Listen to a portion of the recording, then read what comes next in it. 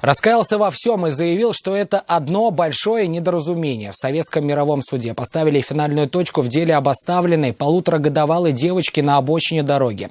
На скамье подсудимых 28-летний глава семейства. Супруга обвиняемого, признанная потерпевшей, попросила суд прекратить уголовное дело за примирением сторон. Но представители прокуратуры имели другое мнение, настаивая на его наказании. С чьими аргументами согласился суд, расскажет Айрат Назипов. Я не должен был так поступать, но умысла причинить вреда дочке как бы у меня никогда не было, быть не может. Я очень сильно любил, как она меня. Подсудимый 28-летний Иван Дмитриев полностью раскаялся в суде. Его обвиняют в том, что он ночью оставил свою полуторагодовалую дочь на обочине дороги, после чего уехал. Как объяснял позднее, девочку он оставил матери, с которой поссорился на почве ревности. Но супруга этого не заметила и также уехал без ребенка уже на другой машине. Спустя какое-то время, когда я понял, что она поехала не домой, я уже подумал, что, наверное, все-таки что-то не так, что она не будет гулять с ребенком уже по улице. И тогда я снова написал ей, что где Каролина? На что она ответила, что с нее нет. Я говорю, ты что, шутишь? Но тогда никому было не до шуток. Ребенок просидел на обочине несколько десятков минут, пока его не заметили прохожие, которые и вызвали на место медиков и полицейских. Показания стражи порядка выслушали на заседании. Ребенок как был одет?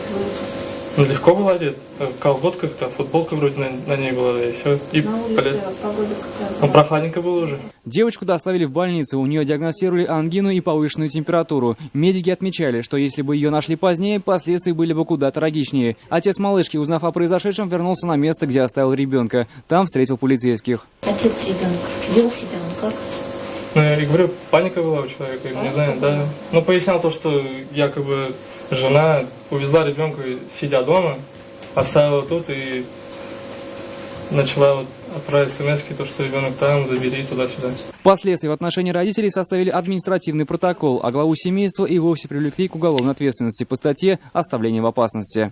Санкции данной статьи предусматривают наказание до 1 года лишения свободы. Государственное обвинение попросило суд приговорить мужчину к исправительным работам на 9 месяцев, тогда как жена подсудимого и теща, признанные в этом деле потерпевшими, попросили суд прекратить уголовное дело. Говорят, помирились. Безумно любит папу, и так же, как и мой муж, безумно любит свою дочь. Никакого причинения вреда, я уверена, что он не смог бы. Хочу, чтобы дело прекратили за примирением сторон. Суд признал подсудимого виновным. Мужчине назначили наказание в виде исправительных работ на 6 месяцев с удержанием 5% из заработной платы. Айрат Назипов, Наиля Абдуллин, вызов 112. Мы делаем вам вызов. Смотрите одну из самых рейтинговых программ о происшествиях в Татарстане на нашем сайте tnv.ru.